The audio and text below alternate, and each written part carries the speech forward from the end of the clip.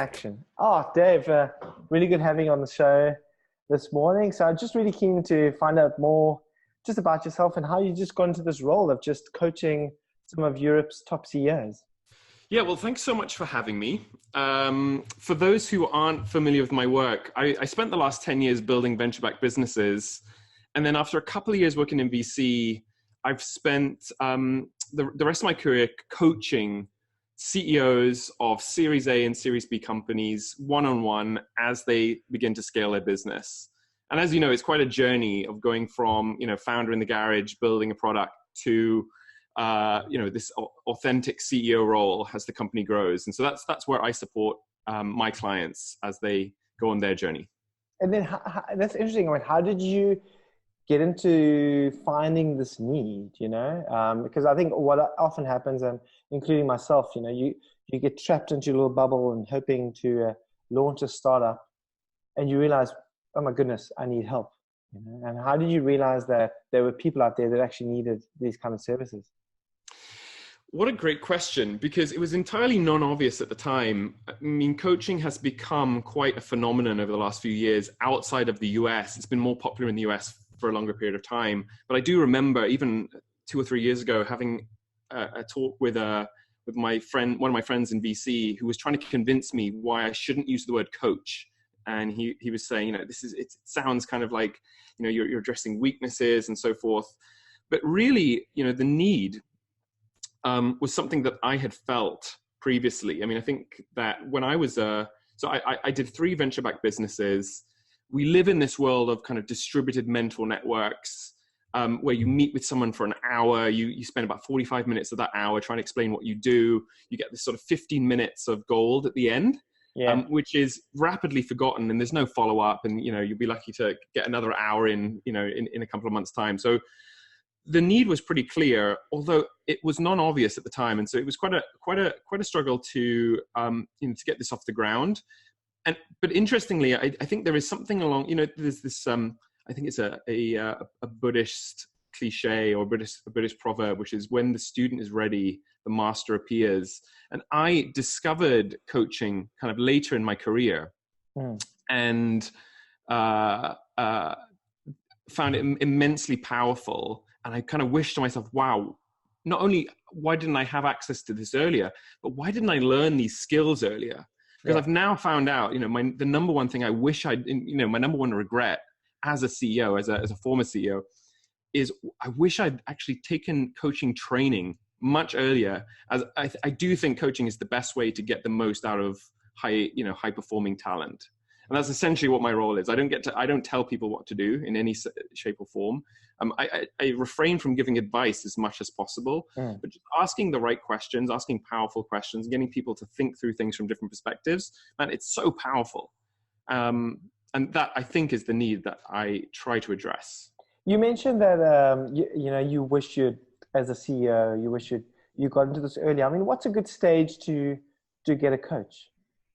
Look, you don't have to be a CEO to need a coach. I think we all need someone who can hold space for us to think through ideas and ask curious questions to help us get to the bottom of things. I mean, how many of us can relate to when you're right up close to a problem, when you're right in the middle of of chaos? It can be really hard to get perspective. I mean, one of the best ways to get perspective is just to, go on vacation, get some physical distance. And so the art of coaching is to actually, in some ways estrange you from the problem and give you that distance so that you can start approaching it from different angles. And then the more mental models you can throw at a problem, you start to see these things in sort of more dimensions. And then often, when you can get clarity over what the right questions are, the answers become a bit easier. And one of the mantras that I come back to is that in something like a startup where uncertainty is so abundant, you have to choose clarity over certainty. Because if you wait for certainty, you'll wait forever. And so I think that's the art of a coach, is to help you get that clarity so that you can move boldly and act without that sort of voice in your head holding you back. I love it. I mean, I think that one of the things that attracted, that stood out to me was your recent blog post about why every startup CEO needs like a chief of staff you want to tell us more and jump into more about that and your thoughts around that article? Yeah, it's quite an interesting story because the article has become somewhat controversial. I mean, I've had people email me being thank you so much for talking about this role. It's obviously a role that hasn't had a lot of airtime. Yeah. And I've had others, saying this is it's an abomination. CEOs should not have a chief of staff. It shows they're weak. But actually, the origin is I learned a story about how I believe it was Reid Hoffman used to use his chief of staff. Probably someone in your audience will say, no, it's not Reid Hoffman, it's someone else. But it was this fascinating story where the chief of staff would arrive at a meeting slightly before the CEO would arrive and assess the situation, figure out if the meeting was actually ready to be had. I mean, have you ever arrived in a meeting only to find out the agenda's not really clear, people haven't arrived, et cetera, et cetera? And the chief of staff would essentially gate the meeting. And if the meeting wasn't ready, they could either help, get the agenda clarified so that when the CEO arrived, they were ready to go, or send a sneaky text message to the CEO to say, hey, meeting's not ready, I think you should postpone it. I thought this was incredible. I love that. Isn't it just, it's kind of devious, but also kind of inspiring. And that's when I got interested, perhaps not so much in the chief of staff role per se, but how there are ways to essentially make more use of your time. Yeah. And there's one statistic, and I don't have much data to back it up. And it was a statistic where I said, you can sort of get an extra 20% of performance out of the CEO by having the correct support. But it doesn't seem to be such a logical leap to imagine that if someone can help you organize and take some of the, not just administrative roles, but some of the, give you extra support, you're going to get more out of your day as well as a leader. And I don't think it's restricted to CEOs either. But I do think the role of a strong supporting team has something to play, even in an early stage startup where we're sort of conditioned to be like, we need to cut costs. We cannot spend as any money. Even a SaaS platform that's like £10 a month. Like, I don't know. Is it too expensive? When of course, when you look at it in the cold light of day, if it's going to save you time, often that time has a much bigger ROI. Not just that time, but actually that space to think about things that are not the details. Yeah. So I see what you mean. So if you don't have this kind of person, where it's a chief of staff or someone that's backing your operations, it almost takes away your productivity and your leadership per se. I guess, you're not able to think 6 to 12 months ahead because you're always being reactive and playing catch up. I think there's something to be said there. I mean, one of the biggest demands of founder time, especially in the scale-up phase, is recruiting. And it's quite, so firstly, you're going to spend a lot of time in interviews. I actually think that's not so bad. Like you can learn in interviews, you meet people, but it takes an immense amount of time to coordinate. And so, this chief of staff, this is one example where you can have someone who's a dedicated resource for the founding team that's not necessarily an HR expert, but can start to take some of the organization away from the founders so that they can sort of show up at the meeting, not have to go through some of the more administrative stuff. And why do you think CEOs are against this type of hire? Well, I think it's a mentality, and not every, I mean, a number of my clients, it seems to be a trend, right? It seems to be a trend where more scale-ups are hiring chief of staffs. It seems to have kind of filtered down from the top. But I do think there is a bias towards spending money, and for good reason, right? I mean, like, you have to be frugal and resourceful. I think that's perhaps a better word, and make sure that you're getting the most out of the resources that you have. So, if you're strapped for cash and you have limited runway, it might not be the time to, invest in dedicated support. But if you have some runway, you have a huge demand on your time, it might well be worth investing in something like that, just to give you that extra space. Yeah, I agree. I mean, I remember in my previous startup, I think it got to a point where we literally doubled in staff overnight, and I felt like something is going to burst. So and I was kind of against this hiring of HR. I just felt like HR or people it was almost like a go-to where people can complain, There's like a Yeah. complaining department. And then I thought, okay, let's just risk this. I just got advice from one or two coaches and they said, you guys have got to get someone in the people operation. So we got someone, and looking back, it was one of the best hires we ever had. We got so much more out of the staff. We got so much more out of us. And we could almost like make all of our processes a lot more efficient, So it was, but it was really hard, in retrospect, to look back and go, like, it didn't feel like it was the right thing to do, But we got pounded by our coaches, to take the plunge. Well, I think this is this is one interesting, I don't know if it's a misnomer or a bias against HR. So, I mean, it's quite interesting. There's a lot of biases growing at the company. One of the first biases I see is a misunderstanding about marketing. So you've got the tech CEO and sort of a dismissal of marketing and, perceived value and this kind of fluffy stuff. But actually, Drucker basically says, all business boils down to innovation and marketing. So marketing has a big role to play. When it comes to HR, though, you said something I wanted to pick up on, which is that, there's a perception that HR is the part of the organization where people go and complain to. Yeah. Kind of like gossip mongering. I've heard this time and again. And the one thing I was going to say was this, is one of the useful terms that I learned in my coaching training was this idea of colluding, which is to adopt kind of a negative mindset of someone who's maybe complaining to you and sympathize with them. Oh man, that sounds right. Yeah, these people suck.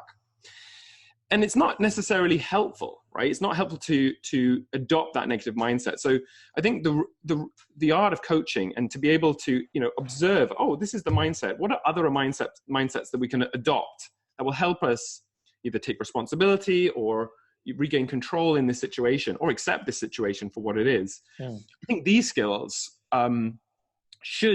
must be linked directly with HR, such that HR are not the people known for who you go to complain to, but who you go to help forward the hard feedback that isn't being given somewhere in the company, right? So it's like, the complaint arrives at HR, and HR is nimble enough, is skilled enough to kind of say, well, okay, this sounds like feedback that needs to be given, but it's not going to be given by me. I'm going to help you have the skills and the support to give this feedback yourself. Brilliant. I see what you mean. So it's not just the moaning department, it's helping them create the platform for them to speak openly and transparently to their leaders. Totally. It should be the coaching department. It should be the coaching department. You go to HR, you talk it through, and HR is sort of, they have you back. They have your back. Yeah. They listen to you. They trust you. You don't necessarily, sympathize. Say, oh man, we'll help you look for a new job. It should be much more proactive, I think. Yeah. And I think the more that, especially early stage HR, can adopt that mindset of like, we're actually the coaches. We're trying to get a really proactive culture that's taking responsibility for fixing problems. I think that will be a huge move forward for, the perception of HR in early stage. Because you're right, it does have this kind of a little bit of a reputation of being like the moaning department. And what the terrible thing is that, most of the time they're pretty good, but I think it's just the name and the bad connotation. We had a chat with Claude Silver a few months ago from Vayner Media. She's Gary V's 2IC, right? And she's the chief heart officer. And Gary V even mentions that he is the head of HR for his company. And he's got Claude as the chief heart officer, and that's their kind of methodology internally as well. He's got an open platform for employees to chat to him. I think it's about 800 plus people, and and vice versa. So they really got that culture and that mix right. When hiring this kind of person, what do you think that somebody should look out for? Yeah, well, firstly, I'm not an expert. I haven't hired a lot of chief of staffs myself. Yeah. What seems to be intuitively obvious is you want someone who's I think at the very fundamental level, it's got to be someone that you can build a relationship, you can trust, that you get on with, has high integrity, that soft side is really important. And then on maybe the harder skills, highly organized, able to synthesize information. I think one of the ways to look at it is to look at the skills that the CEO is weak on, maybe that you're weak on, and then hire for those. So if it's organization that you're not a fan of, maybe it could be socializing. Yeah. Maybe it's difficult for you to kind of make connections with people, and so you can sort of start to think of your team as, you know, hiring for your weaknesses. Yeah, brilliant. But you know, it's like anything else. I think it's going to be one of those hires where ultimately it takes quite a few months to build that trust and that relationship for the real power to come through. A little bit like coaching. The power, I think, is in the relationship as much as it is in the tasks. And all about the relationship. I was chatting to just a mate a few months back, and he also runs quite a successful tech startup. And one of the interesting scenario where it backfired on him, I mean, he hired someone and he was also bursting at the seams, got someone in with a very formal HR practice. And she was just instilling policies just about clocking in, clocking out. And he almost had a few people, you know, leave, and he eventually said, "This is not working. You know, I mean, you're going to have to go." I mean, he's had engineers that have worked there for like 10 or 15 years that are very fine with a very flexible working hours, or fine to work at home. And she just tried to instill all these rules and policies. And I guess she was maybe being proactive, wanting to put more structure in, and it completely backfired, you know, on him and her and the company. But luckily they were able to salvage it in time. You know? So I guess that you're right. The biggest thing is to focus on trust and making sure that person's got to build up trust with the employees before they can just start laying down laws, I guess. Yeah, that's super interesting. And there's a fascinating relationship between process and sort of empowerment, right? In many ways, process is what happens when, for whatever reason, you don't want to trust the individual and you want to ensure a certain outcome or and so forth. So process, I can see how too much process in a startup is just going to get rejected, kind of like the autoimmune system rejects a bacteria. Too much process, I think, doesn't work. But of course, too little process has its own set of problems too. So it's like, I kind of feel for the person in that position, because they're walking a tightrope. Yeah. And on the one side, you have like people leaving because this place is too bureaucratic.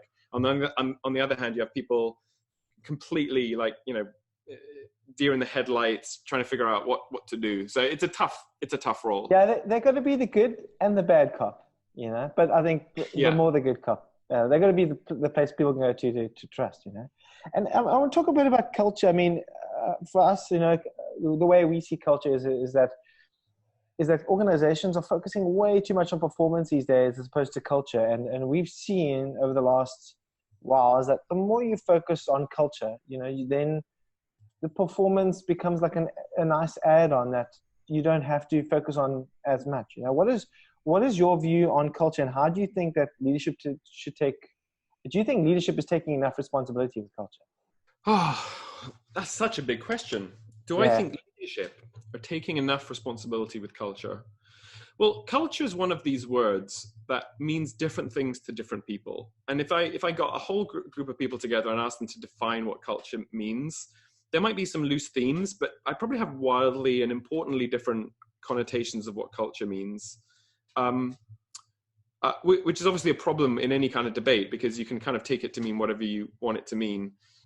Let me get back to your question. So the question was, are management taking enough responsibility? So one question would be, how can management take responsibility for culture? Yeah. Well, certainly, you know, I guess at the most fundamental level, culture should be something that you hire and fire for. Yeah. That's one way to take responsibility. Another way is to there's two things that culture can help with. One is to incentivize certain behaviors. So understanding the behaviors that you want to encourage, if there can be a link between the way that you think about business and making decisions and so forth, and these behaviors, if there's a direct link, correlation, and especially if those behaviors are what are going to contribute to your success as a company, that's one big value of culture. Another big value of culture is, of course, in recruiting. And creating a place that people want to work for. If a culture can help you attract better talent, that's another big ROI of culture. So behaviors and recruiting are two big components of this. And you know, and another way of thinking about this is that cultures are somewhat emergent. You know, if you don't if you don't make an intentional choice around culture, a culture forms nonetheless. And why I think this is particularly interesting is to think about what are the different... Wait, stop there. I just want to digest that. It was actually really good. Yeah, I hear what you're saying. If you're not intentional about what the culture is, at the end of the day, it will be some form of culture that's going to rise. There will be, and it may work and it may not work. But one of the things to think about is how, so let me tell you what ends up playing out, right? In many cases, the culture reflects certain ideas and behaviors of the leaders, right? So the leaders kind of set the tone, and these things sort of manifest. So any kind of dysfunctions of leaders tend to, cascade out into the culture. And so, one way to think about culture is actually not even to think of it in the form of how should everyone else be acting and behaving. It can be one way of thinking about it is how can I use my own self-awareness to, project and be the kind of culture that I want to see in the company, kind of lead by example. And this is, I think, one of the roles of leadership is to figure out their own demons, their own biases, their own dysfunctions, and work on themselves, because that's one way to impact everyone else. Okay. And what's curious is, especially when you see, everyone's got strengths and weaknesses, it's completely expected and normal. And we don't expect people to be perfect, but we should expect, I think, especially of leaders, for them to have a grip on their imperfections, because they have a habit of underpinning the more dysfunctional parts of culture that we want to see less of in companies. Oh, so I see what you mean. So acknowledging and realizing, okay, this is what they struggle in, but being very transparent to the company so they're aware of what those are. Well, potentially, but let me give you an example. Let's imagine you have a founder who grew up in a family where there was lots of fighting, and developed a certain resistance or a certain aversion to certain types of conflict. Or had a certain behavior around certain conflict. And that panned out in the leadership meeting in subtle ways. And it became the norm. And then that particular variety of conflict aversion is now being exhibited by the leaders, and then the next level and the next level. And all of a sudden, the company's not innovating because they're not able to have constructive and secure conflict with each other and sort of get to the bottom of issues. They tend to avoid it. So that's one interesting link between a problem that is exhibited or expressed in the company and something that happened years ago in childhood that has been completely more or less forgotten or is completely out of the subconscious. So I'm just making the link of, I think if leaders can get a grip on some of their own behaviors or habits or thoughts or beliefs around different parts of the relationship process, they're more likely to kind of observe them, manipulate them, and deal with them, manage them, as opposed to kind of pass them off onto other people. But I mean, what do you think is the quickest, most effective way to get a grip on those? Oh, well, yeah. So, how to get a grip on your issues? Another way to phrase that would be how can we increase self-knowledge? Yeah. And it's particularly difficult. It's I specialize in working with CEOs and founder CEOs. One trait of this group of people, they tend to be very high on the assertive spectrum. And what being assertive really means is you're able to kind of defend your ideas, your values, your preferences, and kind of stand up for yourself. This is one of the reasons founders can start companies, right? They can convince people, and investors say, no, you're wrong. And they're like, oh, I'm right. And then eventually people are kind of persuaded. Well, assertive people are most likely to underestimate their own assertiveness. So they're more likely to think that they're either on average, an average level of assertiveness, or even under assertive, even when they're at the top end of the assertive spectrum. And it comes with a lot of issues. One issue is you're much less likely to receive and internalize negative feedback. So to go back to the question of how do you build self-knowledge, well, one is there's kind of internal reflection. There's journaling, maybe working through your own ideas with maybe a therapist or a coach.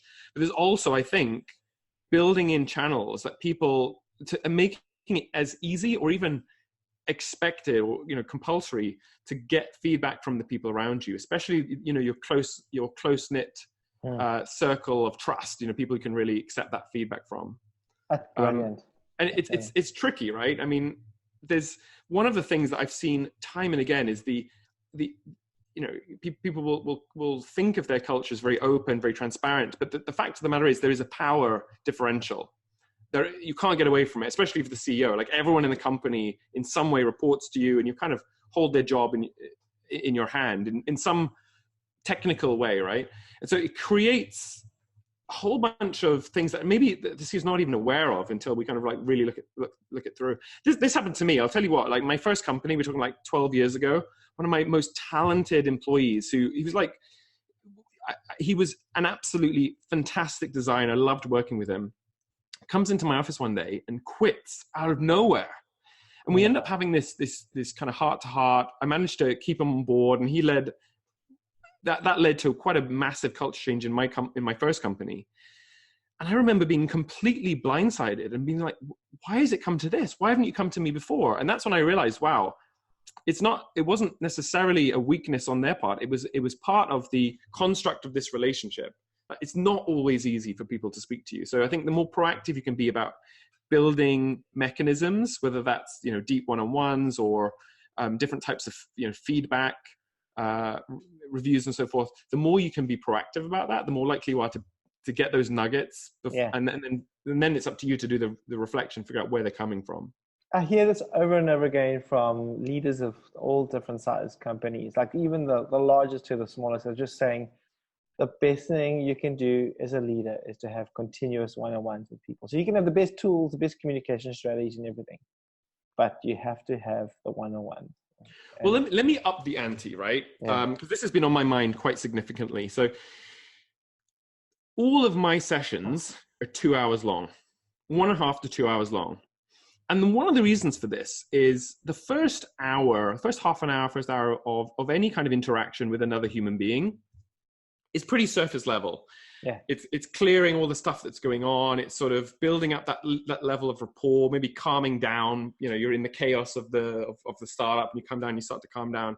And all the magic happens in, usually like the last 20 minutes. I mean, this happens with 1 hour meetings too. Have you ever noticed like all the juicy stuff starts to happen like 5 minutes before the end of the meeting? You're like, oh man, we have to stop now. And it's just getting good. Well, part of the reason for that is like, as human beings, we just need to like warm up a little bit. It's like when you go for to the massage therapist and you go for deep tissue, they don't go straight in with like the punches, Yeah, exactly. But they warm you up first. And I think there's something to be said, especially in one-on-ones, having a little bit of time to relax. Maybe you go for a walk and get out the office, get some perspective. Yeah. And the second hour, that's when you've built that connection, that level of trust. That's when the juicy stuff can come out. Anyway, No, it's incredible, and it makes so much sense. I think you're right about I'm just seeing a visual graph there. I mean, it always is that last 15-20% of any meeting. That's where the juice comes out, and that's why there was a follow-up meeting straight afterwards. But, totally, and it usually starts off with the phrase, "I wasn't going to bring this up." They look at the clock. It's like, "Oh man, we've got another 20 minutes. What are we going to fill this with?" And they're like, "I wasn't going to bring this up, but." And then it's like, oh my God, we should have started with this. Yeah. And the reason you didn't start with it isn't because people are bad people, they're hiding stuff. It's often because they don't have the level of trust and connection that's just built over time, right? Imagine that's why, there's... Sorry, imagine you could start the meeting with, before we get going, if we have to end this meeting and there's the one question that you wanted to end off with, you could ask that, but I guess you're right. It's a deep. If only it were that easy, because often you have to take a bunch of stuff that's like right top of the mind, and you have to kind of get it out the way. You have to kind of like, people are actually going through their minds. One of the insights that I learned as a coach is when I leave a session, it doesn't matter in any way whether I have clarity or not. Yeah. Whether I have clarity over a situation. I remember early on in my coaching career, I had a session with, quite a famous and well-known CEO of a big company. I really was sort of punching above my weight in many ways. I came out of a particular session thinking, oh my good Lord, I have absolutely no idea. Like, what's going to happen? I don't really understand. I'm not even sure we got to the root of the problem. What have you? Anyway, and I was pretty sure. Oh my god! Like I'm pretty sure I've lost this client. I'm expecting the email being like, "Yeah, Dave, thanks so much." The complete opposite happened, and it was such a humbling experience for me. They were like, "That was the most powerful session I've had," and I came away with some really, really deep questions that, like, lingered, and I've been thinking about them ever since. And thank you so much. And it made me realize it just doesn't matter. And this happens in leaders too. Like, if you have a clear idea of what needs to be done, it doesn't matter if you're not doing it. The only thing that matters is the person doing it, is the person responsible, is it clear for them? It's the only thing that matters. Exactly. In fact, the more clear that you are in your head as a leader, it can often lead to problems, right? Because then you're like, this isn't what I have in my mind. It doesn't matter what you have in your mind. So, that's brilliant. That's brilliant. Well, we could go on for days, but listen, we got to wrap up now. I mean, I just want to ask you a final few questions. I mean, how do you spend your day on average, just being a coach? Well, yes. So I would say I spend 30 to 40% of my time in session. Yeah. And that gives me a lot of time out of session. So I write. So I have my blog, The Founder Coach, which has done very well. It gets a few million views a year, and it's a place for me to share stories of my own experience and things that I'm learning. So I spend a fair bit of my time writing. I have some side projects. So I'm ultimately a engineer, designer. So I'm building products in my spare time, keeping active, and upskilling. I mean, I think anyone who's into coaching or any kind of personal development, you can expect they're like heavy users of podcasts, audiobooks, online training, offline training. It's like you can't get enough. I mean, anything you're reading lately that's just blowing your mind? So I'm in about 2 or 3 books concurrently. I've been reading quite a lot of books on enterprise sales. So from impossible to inevitable. Oh yeah. Success formula. I've just started a new book. I don't know if it's any good though, on mental models. That came out earlier this year. What was the best book I've read recently? Well, interestingly, some of the books I found most applicable in business are actually books about relationships. So one book in particular, and we talked a little bit about these issues from the past manifesting in the present. There's one book called Attached. Okay. Which is about attachment theory, which is, most people think of attachment theory as relating to children. Well, the new science of attachment actually has linked these attachment styles of children to behaviors in intimate relationships. And predominantly the research has been focused on romantic relationships.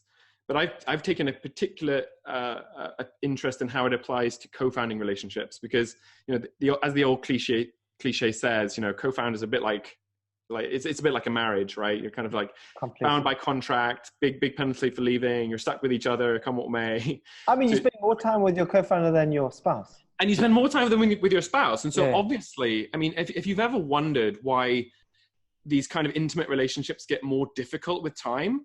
Because like logic should say it should get much easier, right? Relationships should get easy with time. We're learning about the person. They know more about us. We know how to communicate with, but it's the complete opposite that happens. And one of the reasons is triggers from the past start appearing out of nowhere in a relationship. And you get like, defensive or anxious or avoidant and what have you. So that's one of the more interesting books I've read recently. That's incredible. I want to digress for like 2 minutes. I think like a bit of a vulnerable, transparent story about myself. I got married young at 21. I married my childhood sweetheart, I guess, from school. Oh. And anyway, I mean, it's good. I mean, we've been married like 17 years now. But I remember when the first year or two, I mean, people were going, "Are you crazy? You're getting married so young. It's never going to work." And I just remember one friend, very good friend, said to me back then, he said, "It's so good to get married young, because often what happens is people that get married older, they've got so much more issues to deal with. Whereas you get married young, you're kind of building that relationship as you're going on. And you realize that I see friends that are getting married at a later stage, they've built up their lives so much that they've almost got to tear down a lot more, to rebuild together. So It's quite an interesting one, but it never gets easy. It's continuous work, and it's definitely rewarding, you know. So and then lastly, any favorite productivity tool or software that you use on a daily basis? Oh, any software that I use on a daily basis? Well, perhaps my favorite productivity tool at the moment has been rev.com. So rev.com is an app that lets you record audio, and then it transcribes it for you at $1 a minute. And they've just released a new AI powered version that's like 10 cents a minute. I use it in my writing. So often my writing will start with me just sort of brain dumping into an audio file. Then I get the transcript, and I can highlight the good bits and then re-record it and so forth. The new AI fueled one is so cheap. You could use it to record meetings and get the entire meeting to subscribe for like $6. And then you can, if someone says something interesting or insightful in a meeting, you can go back and look at the audio file. So that's probably one of my favorites. Oh, that's incredible. I'm also a big fan of Zapier. I've been using Zapier more and more to automate some of my more manual tasks. Yeah. And it's a little bit addictive. Once you get that first few set of zaps, I don't know if you're a big user of it. Yeah. You're hungry for more. You're like, what else can I automate? It's kind of fun. Yeah. It's interesting thing about the transcoding and the AI. Something we've been testing out internally at High Five is our tool is like ongoing recognition, ongoing feedback. And one thing I realized is it spits in some great like manual or automatic reports. But one thing we're starting to do is, because we've got so much data now, we're trying to provide more value to our customers. So what we're doing is we're actually reading the data through some machine learning and giving in insights on the conversation. So it's quite interesting. We're actually we're at the alpha/beta stage now. I'll give you a preview sometime soon, just about some of the conversations, so the leadership can get very good insights of the kind of conversations and the kind of feedbacks happening internally, but not just the actual wording or messaging, but some of the sentiment that's coming across. And is it aligned with their values? Is it aligned with their mission? You know? So that's super interesting. I can see that as being valuable, and it seems to be a trend. There's a number of companies I'm aware of that are using kind of sentiment analysis in different scenarios. It's actually reminded me of another tool, which may or may not be applicable here. Have you used Loom at all? Yeah, we love it. We use it a lot, yeah. Well, Loom, as you know, it's a tool that helps you very easily record a screencast or a video. Yeah. So rather than have to set it up, you just install a Chrome browser plugin, and then you press a button and you can record a video, kind of like the way we're recording now. And it's really great for as an alternative for text, and quite an engaging way to kind of get a message to maybe a remote team. Yeah. And one of the things that makes it an interesting productivity tool is, number one, it's actually quicker to record a video than to write. Yeah. However, it can be longer to watch a video, but the cool thing is you can watch it at like 2x speed. So when I listen to audiobooks, I'm like, I've got up to about 2.5x, where it's kind of like a brain. But Loom can be very useful, and it can often be a lower friction way to communicate asynchronously. Yeah, and I wonder how that would pan out in terms of recognition in companies. Yeah, it's incredible. We actually just pivoted the last month. We were doing lots of manual reporting to our clients, and now we're just literally talking through their reports on the system, and it's helped so much. And you know what? I think the biggest thing is that what I see about Loom, and actually just the future of tools and work right now, is that it's a lot more personal. People are speaking and hearing from a real person. They're getting a very good overview. It's not just a plain report. And the thing that stood out to me and what attracted to me, I actually got a sales proposal for a piece of software via a Loom video. So somebody sent me the proposal and spoke me through it, because we couldn't meet based on availability. And it was personal. He had loads of empathy, and I felt like I could trust him. And I was like, wow, this makes complete sense, just for the future of work and where we were going, remote, etc. I've had the same, and I had mixed feelings. On the one hand, I'm like, the entrepreneur in me was like, "Ooh, this is a cool technique. How could I use this?" Yeah. But as a receiver, it was kind of an enterprise software, and they were kind of looking to me for a sale. I felt I was a bit ambivalent, because on the one hand, I thought it was pretty cool. On the other hand, it sets up, it really kind of like, in terms of reciprocity, and they've obviously put some effort in, it really requires me to, like, you know, give them a heartfelt no. Fortunately, it was not relevant to me at all. So kind of, I wondered whether this is going to be an extra burden of like watching videos of people who research me online and so forth. But hey, look, if it's working, I mean. Yeah, exactly. So Dave, thanks a lot for your time today. Yeah, I mean, how can the audience reach out to you? Okay, well, yeah. So I write on the Medium. So some of the topics that I discussed are in the form of essays on Medium already. I'm just about to launch my next season of essays, which will cover some of the other stuff we discussed today. I'm on the Twitter at Dave Superman. I'm not a huge Twitter user, but you can. So probably the best is to email me, and to do that, you just go to my website, davebailey.com, and find a way to get in touch. Cool. Well, thanks a lot for your time. We really, really appreciate it. All right, and good luck with you guys over at High Five. Yeah, thanks a lot. Thanks. Give us a high five. Whoa. All right. Boom. Boom.